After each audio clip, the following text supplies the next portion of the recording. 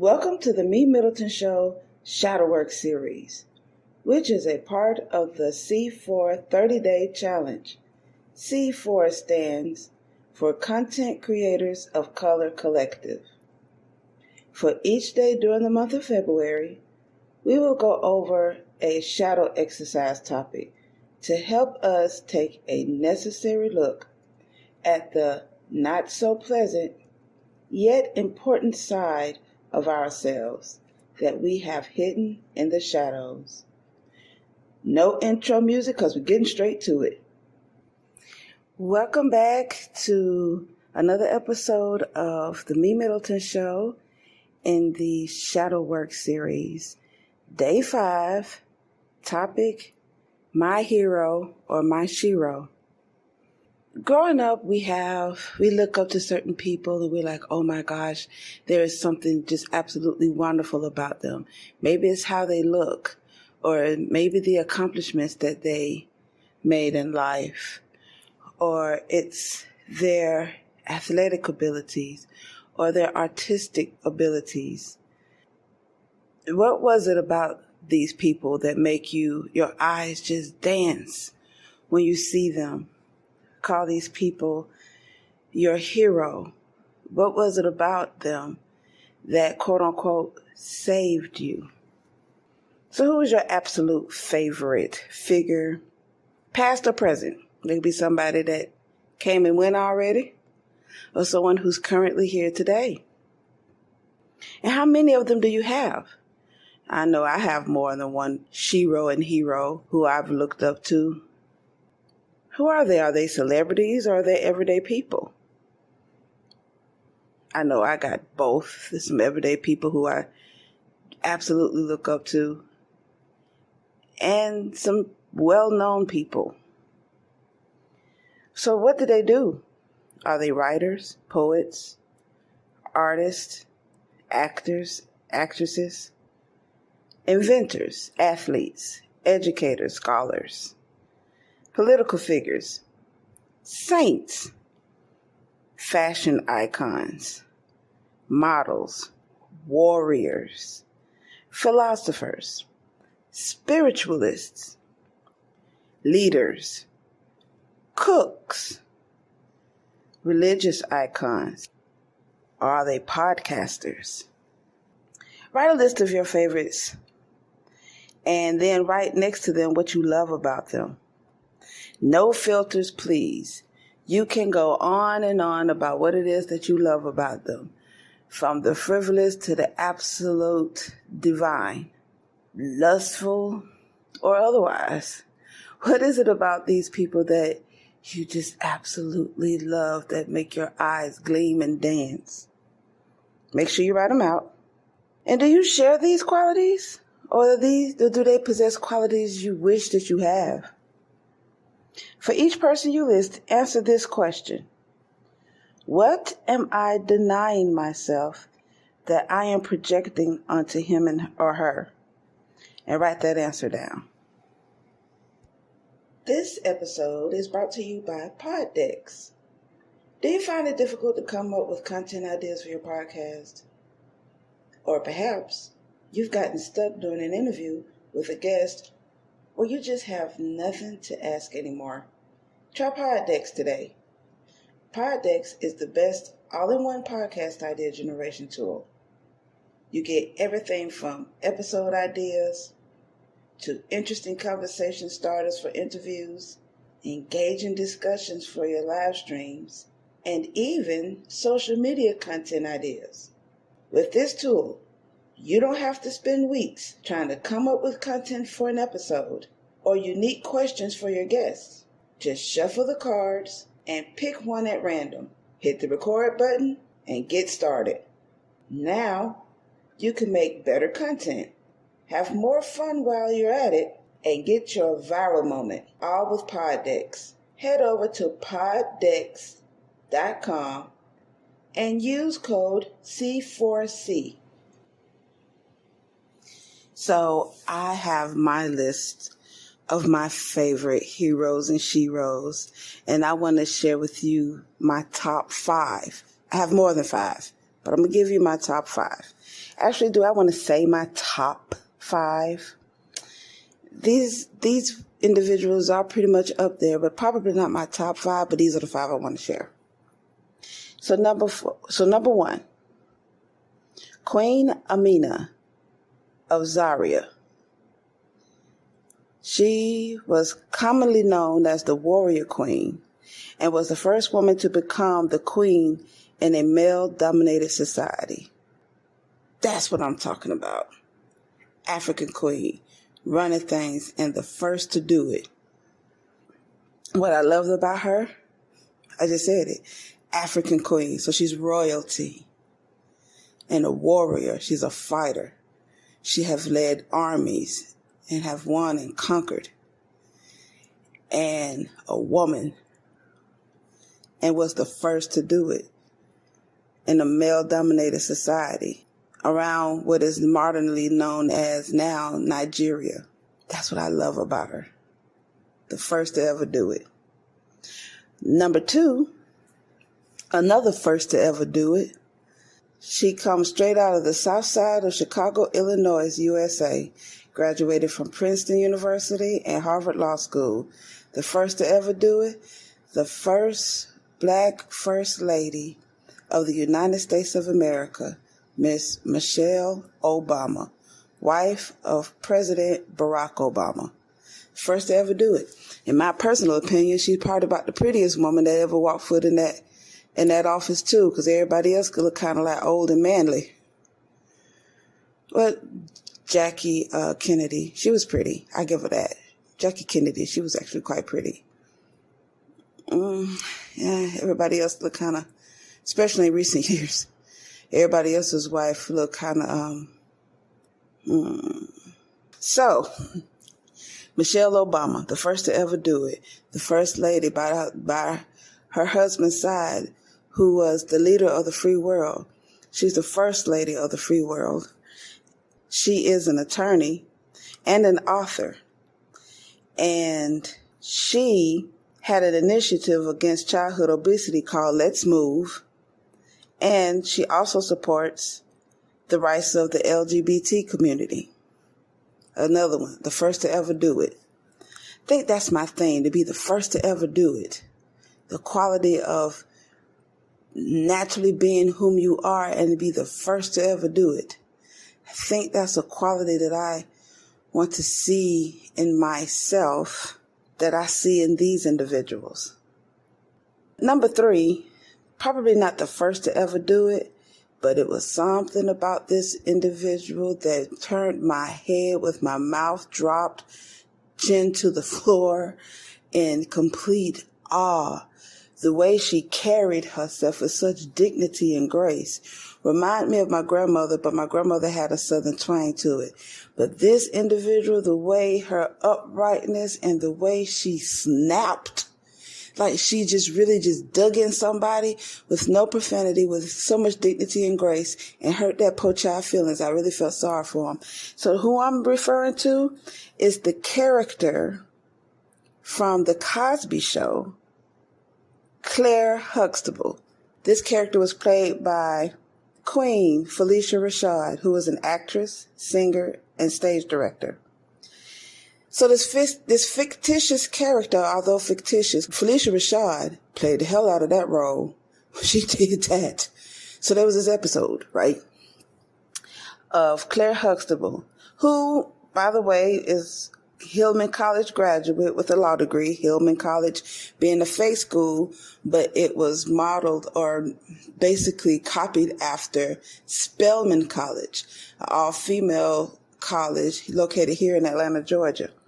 And being married to so you're a lawyer, married to a doctor in an upper middle class society or economic status, and with 5 great children. I mean, that's like the thing to look up to as a black person. This character, Claire Huxtable. So there was this one episode. Yeah, she was the wife of a doctor, a lawyer herself, a wonderful mom, and blah, blah, blah. But there was this one episode. Her son-in-law, Guy, the character Elvin, he came up with this male chauvinistic attitude of serving her husband coffee. And Dr. Heathcliff Huxtable was looking at this man like, boy, you making a terrible mistake talking to my wife like that. I'm going to let her eat you alive. I'm not going to say Nathan. You're going to learn this lesson today. So I'm watching as he's talking about, are you serving your husband? She looked back at him like, serve? Let me tell you something. Waste away. She snapped at him. I'm a little kid watching this, right? The first time I've ever seen, growing up, I've seen when a woman is snapping back at somebody, is always ratchet looking, or a bunch of yelling and a bunch of profanity and things like that. So that's what I was used to. So I've never seen clapbacks with such elegance and dignity and grace. I've never seen that. So when I saw it on this show, I was so attracted to it, and I turned around and I saw the way she handled Elvin to a point she made his head drop and said, how about I go serve you? You go sit down, Miss Claire. I'll go serve you some coffee. She changed that whole tune around. And I said, I want to be like that. And I think that's what I loved about that character, the way of clapping back with such elegance and dignity and grace, and it's still digging your skin in such a way that cussing somebody out could never do. I loved it. The fourth person I want to bring about. So the first three people I talked about were females, and that's great. I'm a woman. That's great. But I could also, I just in love with this person. Not in love like, ooh, I want to sleep with him. But if I could just have a 3-hour conversation, just sit down on the bench and have a conversation with this person. Back in my day when I was smoking weed, I'd smoke a blunt with them. I don't smoke no more, but I'll hold one holding one is actually a social no-no in the weed world. You don't want to babysit the blunt. But anyway, I'll sit there with him anyway while he burn one. And the person who I want to have a conversation with or without a blunt, is rapper, singer, actor, fashion designer. Personally, I call him a philosopher. 7-time Grammy Award winner, 16-time Grammy nominator, Andre 3 Stacks Benjamin. Yes, one half of the duo of Outkast, alongside with his partner, Big Boy. I love Andre Benjamin. Also a fellow alumni of my high school, of my alma mater, Andre 3 Stacks. If I could just have a sit-down conversation with this brother right here, talking about everything, not just spiritual stuff, but everything. I want to explore his mind. I also want to explore why in the world he feels like he has imposter syndrome. He is a magnificent, proven, documented that he is a dynamic lyricist. Like, he blows people out the water with his lyrical prowess. He ain't like Luther Vandross or Brian McKnight type of singer, but or Johnny Gill type of singer.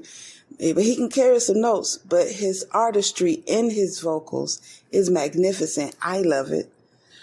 He's a talented actor, and his fashion label, his fashion line, Benjamin Bixby, I would wear it if I was his size. He's a toothpick, bless his heart. But I love his sense of fashion, his classiness. I love it. And I personally find him as a philosopher. I can see it in his music and his lyrics. He is a dynamic artist, and I love the arts. I went to the School of the Arts, as I said, and Andre 3 Stacks, a magnificent artist, lyricist, word master. That's what I want to see in myself, a word master. Number 5, the fifth person who is on this list, who I love. He's no longer with us in the physical. However, this is actually the second person no longer in the physical. The first person was Queen Amina of Zaria. The second person who is not in the physical, but is number 5 on my list, is Hong Kong and American martial artist, instructor, actor, director, screenwriter, producer, and philosopher, Bruce Lee. So it's more than just his fighting style and his fighting skills. As a child growing up, and we watching those martial arts flicks on early Saturday afternoon, me and my mother were the first people in front of the television watching those shows. I loved it. And when you hear martial arts, the very first name that comes up in my generation's mind is Bruce Lee. First one. I think the next one probably be either Jet Li or Jackie Chan, probably Jackie Chan and then Jet Li, I don't know. But the first one that comes up to anyone's mind, especially my generation, Bruce Lee.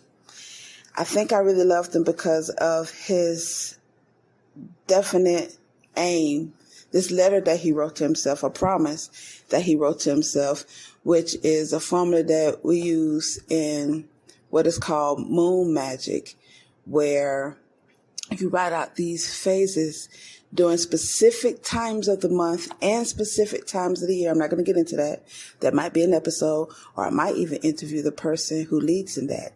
However, he wrote these sentences and he wrote these before it became true. And tell me if these isn't true. And he says, quote, I, Bruce Lee, will be the first highest paid Oriental superstar in the United States. In return, I will give the most exciting performances and render the best of quality in the capacity of an actor. Starting 1970, I will achieve world fame, and from then onward to the end of 1980, I will have in my possession $10 million. I will live the way I please and achieve inner harmony and happiness. Bruce Lee, 1969. Yeah, well, so far it looked like he made that all come true, right? I love that. And the last person I want to mention, she was an everyday individual, the third person who is not with us in the physical, but whom I can always count on even today, is my maternal grandmother, Miss Emma, whom I love, who is loved by everyone in my family, even those who haven't even met her. Hearing the stories of Miss Emma, you have her descendants that just loves her. For her mother hen type essence, she took care of the whole hood. She was our family's matriarch. Everybody in the hood would come over. I remember going over to my grandma's house, and she stayed in Vine City. For those who understand where Vine City is in Atlanta, which is basically across the street from the Mercedes-Benz Stadium, closest to the old site of the Georgia Dome. I remember going over to my grandma's house, and at night, when it's late at night, when I was spending the night, and there's like a bunch of people laid out on the couch, on the floor. Some of these people aren't no kin to me. They're like friends of my relatives. This happened to got tired as they were sitting there planning on going home, but it got too late and they went to sleep. There go my grandma with a bunch of blankets and sheets and stuff, and she just, oh, well, here's another one. And she just covered them up, making sure they're comfortable, just throwing sheets and blankets over them, make sure they're okay. And then she'll go upstairs and she'll go to bed. She'll wake up early in the morning. She'll do her prayers, and then she, get herself together. Then she'll come downstairs and start making breakfast. And, she got to get ready for work herself when she was working at the local hospital.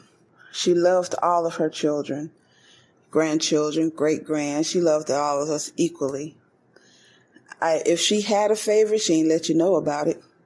She was a supreme spiritual being. Yes, she was in religion. Yes, she was a Christian, hardcore Christian. You better not say anything left field about her Jesus. Amen.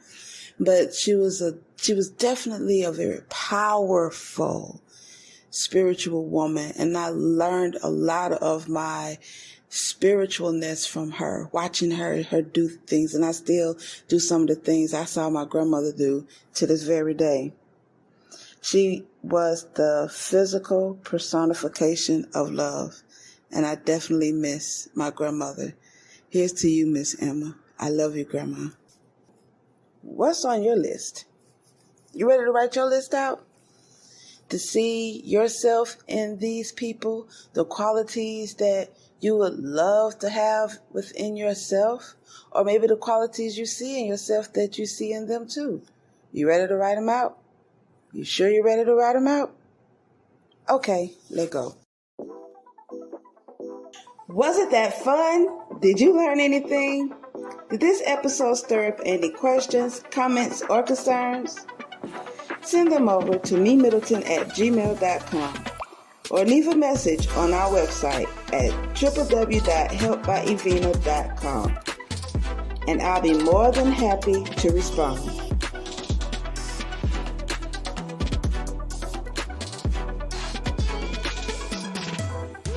Check out our bonus content by becoming a patron. There are 4 different patron tiers to choose from. This is to help upgrade our equipment. So, don't miss out on exclusive episodes and wonderful rewards for your patronage.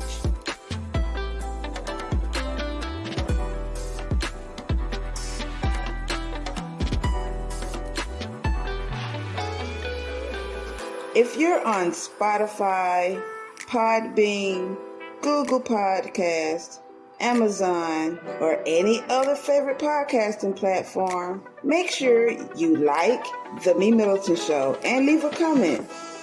Tell us how much you love the show, what you don't like about it, how we can improve, and how we can be challenged.